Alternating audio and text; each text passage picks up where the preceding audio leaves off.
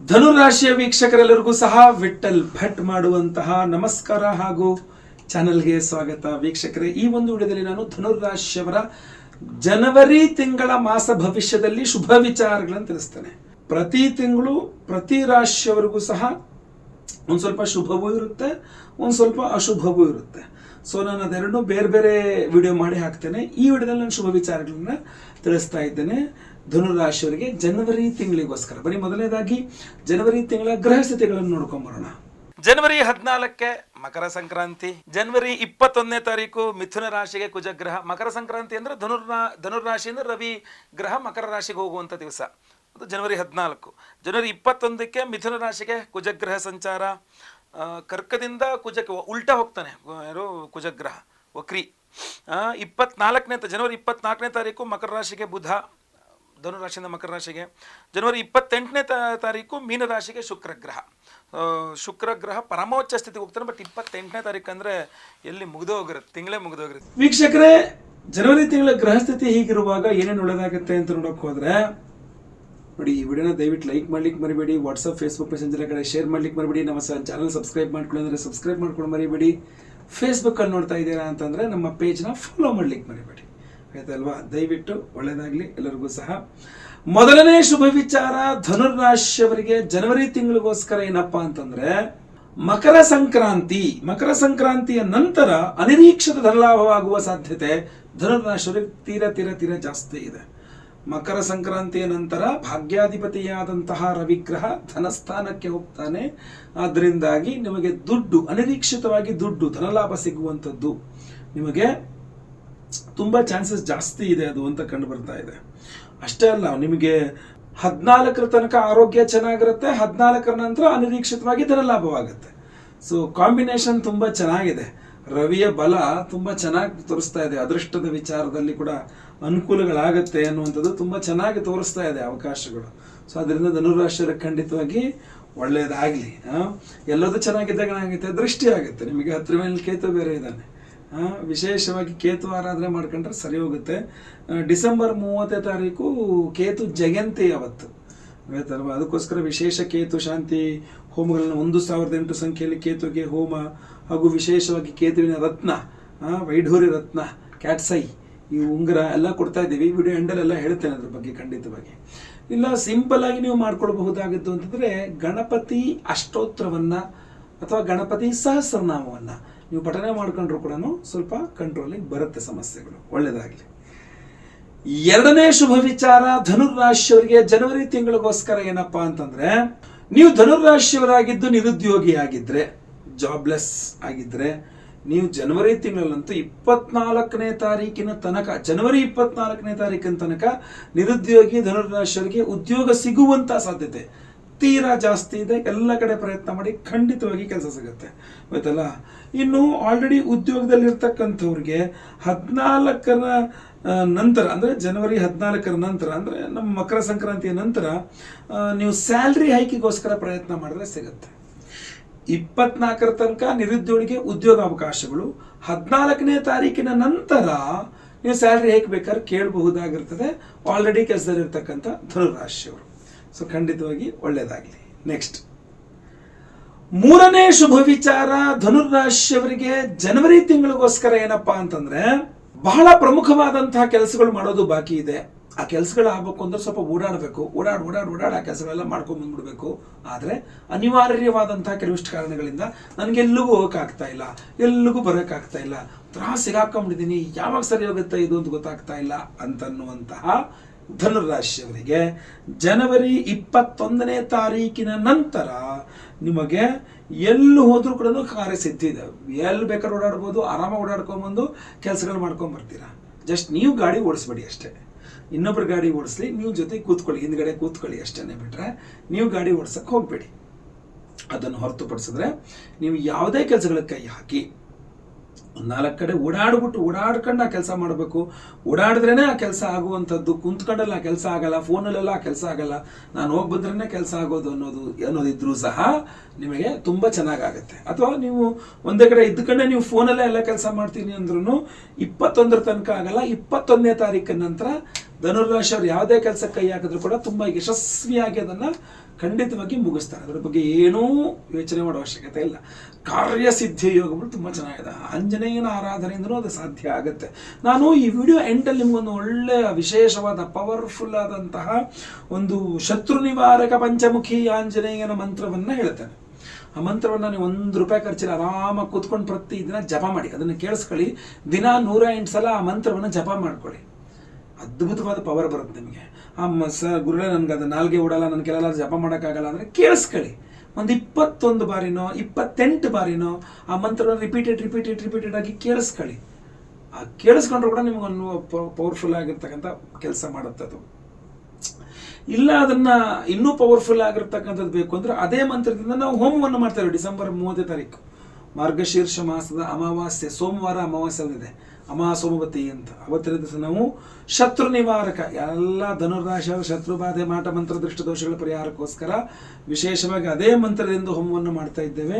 ಈ ವಿಶೇಷವಾದಂತಹ ಕ್ಯಾಟ್ಸೈ ಉಂಗುರ ಆ ಪಂಚಮುಖಿ ಶತ್ರು ನಿವಾರಕ ಪಂಚಮುಖಿ ಆಂಜನೇಯ ಸ್ವಾಮಿಯ ಹೋಮದಲ್ಲಿ ಕೂಡ ಇದು ಎನರ್ಜೈಸ್ ಆಗಿರುತ್ತೆ, ಪವರ್ಫುಲ್ ಆಗಿರುತ್ತೆ.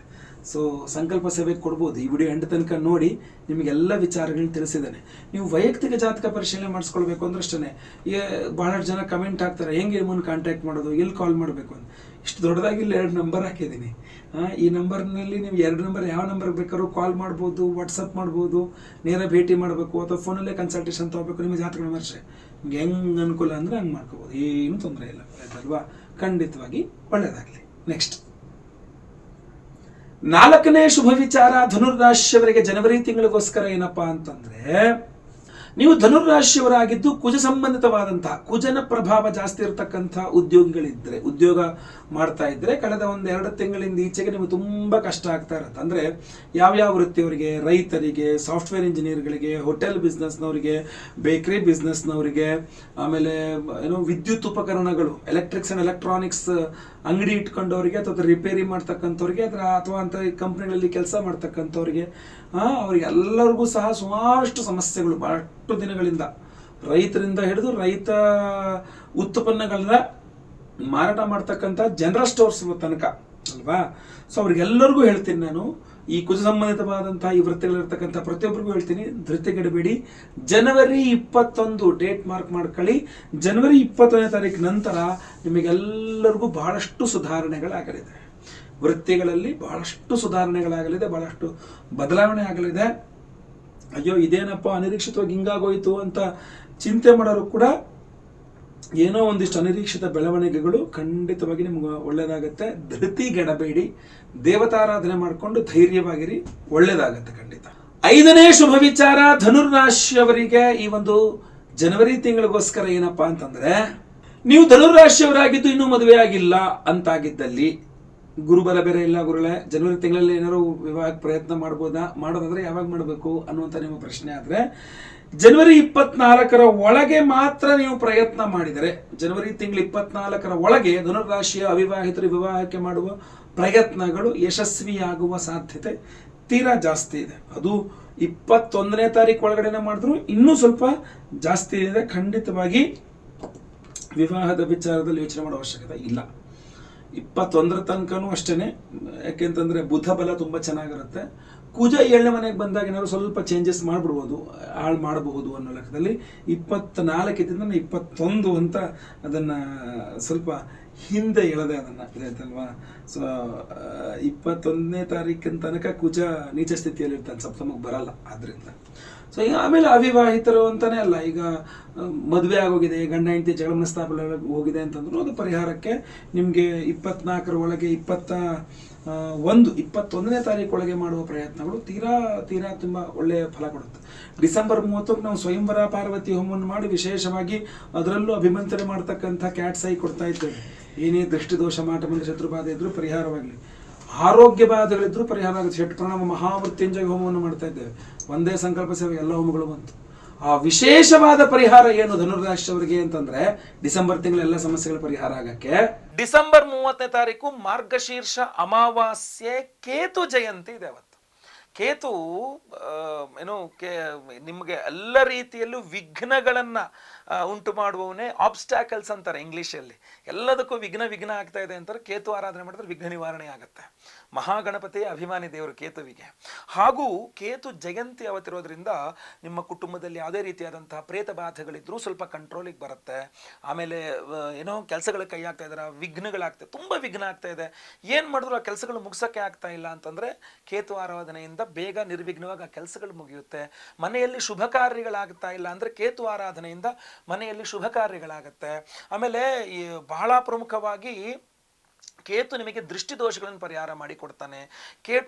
ಕೇತುವಿನ ಜಾಸ್ತಿ ಆರಾಧನೆ ಮಾಡೋದ್ರಿಂದ ಜಗಳ ಮನಸ್ತಾಪಗಳಿದ್ರೆ ಅದು ತುಂಬ ನೀಟಾಗಿ ಪರಿಹಾರ ಆಗಿಬಿಡುತ್ತೆ. ಜಗಳ ಮನಸ್ತಾಪಗಳೆಲ್ಲದೂ ಸಹ ಈ ಥರ ಬಹಳಷ್ಟು ವಿಚಾರಗಳಲ್ಲಿ ಕೇತುವಿನ ಅನುಗ್ರಹ ಬಹಳ ಪ್ರಮುಖವಾಗಿರುತ್ತೆ. ಒಂದು ಅಭಿವೃದ್ಧಿ ಏಳಿಗೆ ಅನ್ನತಕ್ಕಂಥದ್ದು ನಿಂತೋಗಿದೆ ಅಂತ ಆದರೆ ಅದು ಹಲವಾರು ಕಾರಣಗಳಿಂದ ನಿಂತೋಗಿರಬಹುದು. ಅದರಲ್ಲಿ ನಿಮಗೆ ಯಾವುದೇ ರೀತಿಯಾದ ಶತ್ರುಬಾಧೆ, ದೃಷ್ಟಿದೋಷ ಇತ್ಯಾದಿಗಳಿಂದ ಏನೇ ಆಗಿದ್ರು ಕೂಡ ಕೇತು ಆರಾಧನೆಯಿಂದ ಅದು ನಿರ್ವಿಘ್ನವಾಗಿ ಮುಂದೂಡ್ಕೊಂಡು ಹೋಗ್ಬೋದು. ನೀವು ಮಾತು ಕೂಡ ನಾವು ಆಡೋಕ್ಕಾಗಲ್ಲ ಎಷ್ಟೋ ಜನಕ್ಕೆ ದೋಷ ಆದಾಗ. ಸೊ ಈ ಕೇತು ಆರಾಧನೆಯಿಂದ ಅದ್ಭುತವಾಗಿ ಮಾತಾಡಿ ಎಲ್ಲರೂ ನಿಮ್ಮತ್ತ ಸೆಳ್ಕೋಬೋದು.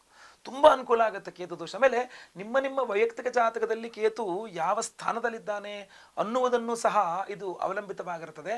ಆ ದೋಷ ಅಂದರೆ ನಿಮ್ಮ ಜಾತಕದಲ್ಲಿದ್ದಾನೆ ಕೇತು ಅನ್ನೋದ್ರ ದೋಷವು ಪರಿಹಾರ ಮಾಡಿಕೊಡುತ್ತೆ. ಆಯ್ತಲ್ವಾ? ಸಾಧ್ಯವಾದ ಅದಕ್ಕೋಸ್ಕರ ಸಪ್ರೇಟಾಗಿ ಒಂದು ವಿಡಿಯೋನೇ ಮಾಡ್ತೀನಿ ನಾನು. ಬಟ್ ಕೇತು ಜಯಂತಿ ಇರೋದ್ರಿಂದ ಡಿಸೆಂಬರ್ 30ನೇ ತಾರೀಕು ಮಾರ್ಗಶೀರ್ಷ ಮಾಸ ಅಮಾವಾಸ್ಯೆ ಸೋಮವಾರ, ಸೋಮವತಿ ಅಂತ ಕರೀತಾರೆ. ಸೋಮವಾರ ಅಮಾವಾಸ್ಯೆ ಬಂದರೆ ಭಾಳ ಪವರ್ಫುಲ್ ಡೇ ಆಗಿರುತ್ತೆ. ಸೊ ವರ್ಷದಲ್ಲಿ 1-2 ಕಡೆ ಬರೋದು ಕಷ್ಟ. ಅದು ಆವತ್ತಿನ ದಿವಸ ನಮ್ಮ ಯಾಗ ಶಾಲೆಯಲ್ಲಿ ಕೇತು ಜಯಂತಿ ಪ್ರಯುಕ್ತ 1008 ಸಂಖ್ಯೆಯಲ್ಲಿ ಕೇತು ಗ್ರಹಕ್ಕೆ ಹೋಮವನ್ನು ಮಾಡ್ತಾ ಇದ್ದೇವೆ. ಹಾಗೂ ಕೇತುವಿನ ರತ್ನ ಯಾವುದು? ವೈಢೂರ್ಯ ರತ್ನ, ಕ್ಯಾಟ್ ಸೈ ಅಂತ ಸಹ ಹೇಳ್ತಾರೆ. ಸೊ ಈ ಕ್ಯಾಟ್ ಸೈ ಉಂಗುರವನ್ನು ಪ್ರತಿಯೊಬ್ಬ ಸಂಕಲ್ಪ ಸೇವಾಕರ್ತಗಳು ನಾವು ಕೊಡ್ತಾ ಇದ್ದೇವೆ. ಸೊ ಪ್ರತಿಯೊಬ್ಬರು ಸಹ ಇದನ್ನು ಧಾರಣೆ ಮಾಡ್ಕೊಳ್ಬೋದು. ಸ್ತ್ರೀಯರಾದರೂ ಪರವಾಗಿಲ್ಲ, ಪುರುಷರಾದರೂ ಪರವಾಗಿಲ್ಲ, ಪ್ರತಿಯೊಬ್ಬರು ಸಹ ಈ ಕೇತುವಿನ ರತ್ನವನ್ನು ಧಾರಣೆ ಮಾಡ್ಕೊಳ್ಬಹುದು.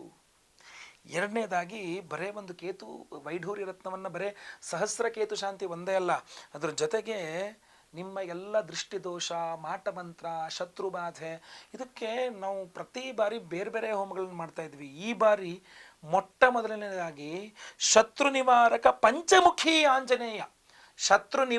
ಪಂಚಮುಖಿ ಆಂಜನೇಯ, ನಾನೇನಿವ ಮಂತ್ರ ಕೊಡ್ತೀನಿ ಈ ವಿಡಿಯೋ ಎಂಡಲ್ಲಿ, ಡೈಲಿ ಅದನ್ನು ಜಪ ಮಾಡ್ಕೊಳ್ಳಿ, ಅದ್ಭುತವಾದ ಪವರ್ ಇರುತ್ತೆ ಅದರಲ್ಲಿ ಅಂತಂದಲ್ಲ, ಅದೇ ಮಂತ್ರದಿಂದ ಹೋಮವನ್ನು ಮಾಡ್ತಾ ಇದ್ದೇವೆ. ಶತ್ರು ನಿವಾರಕ ಪಂಚಮುಖಿ ಆಂಜನೇಯ ಹವನದಲ್ಲಿ ಈ ವೈಢೂರ್ಯ ರತ್ನ ಅಭಿಮಂತ್ರಣೆ ಆಗಿರುತ್ತೆ ಪವರ್ಫುಲ್ ಆಗಿ. ಅದರ ಜೊತೆಯಲ್ಲಿ ಆರೋಗ್ಯ ಬಾಧೆಗಳು ಇರ್ತಾವಲ್ಲ, ಸೊ ಆರೋಗ್ಯ ಬಾಧೆಗಳ ನಿವಾರಣೆಗೋಸ್ಕರವೂ ಸಹ ಷಟ್ ಪ್ರಣವ ಮಹಾಮೃತ್ಯುಂಜಯ ಹವನ ಈ ಬಾರಿ ನಮ್ಮ ಯಾಗಶಾಲೆಯಲ್ಲಿ ತುಂಬ ವಿಭಿನ್ನವಾದ ವಿಶೇಷವಾದ ಹೋಮಗಳನ್ನೇ ಮಾಡ್ತಾ ಇದ್ದೇವೆ. ಈ ಹಿಂದೆ ಮಾಡದೇ ಇರತಕ್ಕಂಥ ಹೋಮಗಳನ್ನೆಲ್ಲ ಮಾಡ್ತಾ ಇದ್ದೇವೆ. ಷಟ್ಪ್ರಣವ ಮಹಾಮೃತ್ಯುಂಜಯ ಹೋಮದಲ್ಲಿ ಬೀಜಾಕ್ಷರಗಳ ಸಹಿತವಾಗಿ ಆ ಮಹಾಮೃತ್ಯುಂಜಯನ ಒಂದು ಆರಾಧನೆ ತುಂಬ ಪವರ್ಫುಲ್. ಅದು ಎಂಥ ಆರೋಗ್ಯ ಬಾಧೆ ಇರಲಿ ಪರಿಹಾರ ಮಾಡಿಕೊಡುತ್ತೆ, ಎಂಥ ಸಮಸ್ಯೆ ಇರಲಿ ಸಹ ಅದು ಪರಿಹಾರ ಮಾಡಿಕೊಡುವ ಶಕ್ತಿ ತುಂಬ ಚೆನ್ನಾಗಿರುತ್ತೆ. ಆಮೇಲೆ ಕೇತು ರತ್ನದಲ್ಲಿ, ವೈಢೂರ್ಯ ರತ್ನದಲ್ಲಿ ಷಟ್ಪ್ರಣವ ಮಹಾಮೃತ್ಯುಂಜಯ ಹೋಮದ ಶಕ್ತಿ, ಈ ವೈಢೂರ್ಯ ರತ್ನದಲ್ಲಿ ಶತ್ರು ನಿವಾರಕ ಪಂಚಮುಖಿ ಆಂಜನೇಯನ ಒಂದು ಶಕ್ತಿ, ಈ ವೈಢೂರ್ಯ ರತ್ನದ ಅಧಿಪತಿಯಾದ ಕೇತುವಿನ ಸಹಸ್ರ ಕೇತು ಶಾಂತಿನ ಹೋಮದ ಒಂದು ಶಕ್ತಿ, ಅದರ ಜೊತೆಯಲ್ಲಿ ಅವಿವಾಹಿತರಿಗೆ ವಿವಾಹ ಸಿದ್ಧಿಯಾಗಬೇಕು, ವಿವಾಹಿತರಿಗೆ ಅನ್ಯೋನ್ಯಸುಖ ದಾಂಪತ್ಯ ಜೀವನ ಸಿಗಬೇಕು, ಸ್ವಯಂವರ ಪಾರ್ವತಿ ಹೋಮವನ್ನು ಮಾಡ್ತಾ ಇದ್ದೇವೆ. ಈ ದೃಷ್ಟಿದೋಷದಾಗಿ ಮದುವೆಗಳೆಲ್ಲ ಫಿಕ್ಸ್ ಆಗ್ತಾ ಇಲ್ಲ, ಅಥವಾ ಬೇರೆ ಬೇರೆ ಯಾರೋ ಕಡ್ಡಿ ಆಡಿಸ್ತಾ ಇದ್ದಾರೆ, ಮದುವೆ ಆಗದೆ ಇರೋಂಗೆ ಈ ಕೇತುರತ್ನ ಧಾರಣೆಯಿಂದ ಆ ಸಮಸ್ಯೆಯೂ ಪರಿಹಾರ ಆಗುತ್ತೆ. ಈ ಯಾಕೆಂದರೆ ಅದನ್ನು ಸ್ವಯಂವರ ಪಾರ್ವತಿ ಹೋಮದಲ್ಲಿ ಎನರ್ಜೈಸ್ ಮಾಡಿರ್ತೀವಿ. ಗುರು ಶಾಂತಿ, ಶನಿ ಶಾಂತಿ ಸಹಿತ ಮಹಾನವಗ್ರಹ ಶಾಂತಿ ಹೋಮಗಳಲ್ಲಿ ಎನರ್ಜೈಸ್ ಆಗಿರ್ತದೆ ಈ ಒಂದು ರತ್ನ, ಕೇತುವಿನ ರತ್ನ. ಸೊ ಅದರಿಂದ ದಯವಿಟ್ಟು ನಿಮ್ಮ ಹೆಸರು, ಗೋತ್ರ ಗೊತ್ತಿದ್ರೆ ಗೋತ್ರ, ನಕ್ಷತ್ರ ಗೊತ್ತಿದ್ರೆ ನಕ್ಷತ್ರ, ಸಿಂಹರಾಶಿ ಎಂಬ ನಿಮ್ಮ ರಾಶಿ ಹಾಗೂ ನಿಮ್ಮ ವಿಳಾಸವನ್ನು ಸ್ಕ್ರೀನಲ್ಲಿ ಕಾಣ್ತಾರಂಥ ನಂಬರ್ಗೆ ಬೇಗ ವಾಟ್ಸಪ್ ಮಾಡ್ಕೊಳ್ಳಿ. ಲೈವಲ್ಲಿ ಮೆಸೇಜ್ ಸಂಕಲ್ಪ ಆಗುತ್ತೆ. ಎಲ್ಲ ಹೋಮಗಳನ್ನು ಲೈವ್ ನೋಡ್ತೀರಾ. ಪ್ರಸಾದ ಸ್ವರೂಪ ಎಲ್ಲ ಹೋಮಗಳ ಭಸ್ಮ, ಯಾವುದ್ಯಾವ್ದು ಹೋಮ? ಶತ್ರು ನಿವಾರಕ ಪಂಚಮುಖಿ ಆಂಜನೇಯ ಹವನ, ಸಹಸ್ರ ಕೇತು ಶಾಂತಿ ಹವನ, ಷಟ್ಪ್ರಣವ ಮಹಾಮೃತ್ಯುಂಜಯ ಹವನ, ಸ್ವಯಂವರ ಪಾರ್ವತಿ ಹವನ, ಗುರು ಶಾಂತಿ ಶನಿ ಶಾಂತಿ ಸಹಿತ ಮಹಾನವಗ್ರಹ ಶಾಂತಿ ಹೋಮ. ಇದರ 7 ವಿಧದ ಅದ್ಭುತವಾದ ಹೋಮಗಳ ಸೇರಿದ ಭಸ್ಮ ಹಾಗೂ ಕುಂಕುಮಾರ್ಚನೆ, ಕುಂಕುಮ ಪ್ರಸಾದ, ಡೈಲಿ ಹಣೆಗೆ ಹಚ್ಕೊಳ್ಳೋಕ್ಕೆ ಭಸ್ಮ, ಕುಂಕುಮಾರ್ಚನೆ, ಕುಂಕುಮ ಪ್ರಸಾದ, ಹಾಗೂ ನಿಮಗೆ ಈ ವೈಢೂರ್ಯ ರತ್ನದ ಉಂಗುರ ಧಾರಣೆ ಮಾಡ್ಕೊಳ್ಳೋಕ್ಕೆ ಸ್ಪೀಡ್ ಪೋಸ್ಟ್ ಮೂಲಕ ಕಳಿಸ್ಕೊಡ್ತಾ ಇದ್ದೇವೆ. ಸೊ ದಯವಿಟ್ಟು ನಿಮ್ಮ ಹೆಸರು, ಗೋತ್ರ ಗೊತ್ತಿದ್ರೆ ಗೋತ್ರ, ನಕ್ಷತ್ರ ಗೊತ್ತಿದ್ರೆ ನಕ್ಷತ್ರ, ನಿಮ್ಮ ರಾಶಿ ಹಾಗೂ ನಿಮ್ಮ ವಿಳಾಸವನ್ನು ಸ್ಕ್ರೀನಲ್ಲಿ ಕಾಣಿಸೋ ನಂಬರ್ಗೆ ವಾಟ್ಸಪ್ ಮಾಡ್ಕೊಳ್ಳಿ ಬೇಗ. ಲೈವಲ್ಲಿ ನಾನೇ ನಿಮ್ಮ ಹೆಸರು ಸಂಕಲ್ಪ ಮಾಡ್ತೇನೆ. ಎಲ್ಲ ಹೋಮ ಲೈವ್ ನೋಡ್ತೀರಾ, ಪ್ರಸಾದ ಸ್ಪೀಡ್ ಪೋಸ್ಟ್ ಮೂಲಕ ನಾವು ಕಳಿಸ್ಕೊಡ್ತೇವೆ. ಸೊ ವಿಡಿಯೋ ಇಷ್ಟಾದ್ರೆ ದಯವಿಟ್ಟು ಲೈಕ್ ಮಾಡ್ಲಿಕ್ಕೆ ಮರಿಬೇಡಿ. ವಾಟ್ಸಪ್, ಫೇಸ್ಬುಕ್, ಮೆಸೆಂಜರ್ ಎಲ್ಲ ಕಡೆ ಸಾಮಾಜಿಕ ಜಾಲತಾಣಗಳಲ್ಲಿ ವಿಡಿಯೋನ ಶೇರ್ ಮಾಡ್ಲಿಕ್ಕೆ ಮರಿಬೇಡಿ. ಇನ್ನು ಸಬ್ಸ್ಕ್ರೈಬ್ ಮಾಡ್ಕೊಳ್ಳಿ ಅಂದರೆ ದಯವಿಟ್ಟು ಕಡೆ ಸಬ್ಸ್ಕ್ರೈಬ್ ಅಂತ ಬಟನ್ ಇರುತ್ತೆ, ಸಬ್ಸ್ಕ್ರೈಬ್ ಮಾಡ್ಕೊಳ್ಳಿ. ಬೆಲ್ ಬಟನ್ ಬರುತ್ತೆ, ಬೆಲ್ ಬಟನ್ ಕ್ಲಿಕ್ ಮಾಡಿ ಆಲ್ ಅಂತ ಮಾಡ್ಲಿಕ್ಕೆ ದಯವಿಟ್ಟು ಮರಿಬೇಡಿ. ಮುಂದಿನ ಮತ್ತೆ ಪುನಃ ಸಿಗ್ತೇನೆ. ಎಲ್ಲರಿಗೂ ಸಹ ಒಳ್ಳೆಯದಾಗಲಿ. ಲೋಕ ಸಮಸ್ತ ಸುಖಿನೋ ಭವಂತು. ನಾರಾಯಣ ನಾರಾಯಣ ನಾರಾಯಣ. ಓಂ ನಮೋ ಹನುಮತೆ ರುದ್ರಾವತಾರಾಯ ಸರ್ವಶತ್ರು ಸಂಹಾರಣಾಯ ಸರ್ವರೋಗಹರಾಯ ಸರ್ವವಶೀಕರಣಾಯ ರಾಮದೂತಾಯ ಸ್ವಾಹಾ.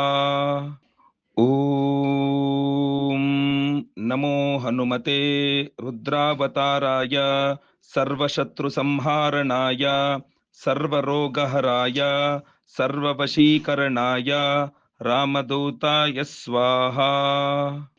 ಓಂ ನಮೋ ಹನುಮತೆ ರುದ್ರಾವತಾರಾಯ ಸರ್ವಶತ್ರು ಸಂಹಾರಣಾಯ ಸರ್ವರೋಗಹರಾಯ ಸರ್ವವಶೀಕರಣಾಯ ರಾಮದೂತಾಯ ಸ್ವಾಹಾ. ಓಂ ನಮೋ ಹನುಮತೆ ರುದ್ರಾವತಾರಾಯ ಸರ್ವಶತ್ರು ಸಂಹಾರಣಾಯ ಸರ್ವರೋಗಹರಾಯ ಸರ್ವವಶೀಕರಣಾಯ ರಾಮದೂತಾಯ ಸ್ವಾಹಾ. ಓಂ ನಮೋ ಹನುಮತೆ ರುದ್ರಾವತಾರಾಯ ಸರ್ವಶತ್ರು ಸಂಹಾರಣಾಯ ಸರ್ವರೋಗಹರಾಯ ಸರ್ವವಶೀಕರಣಾಯ ರಾಮದೂತಾಯ ಸ್ವಾಹಾ.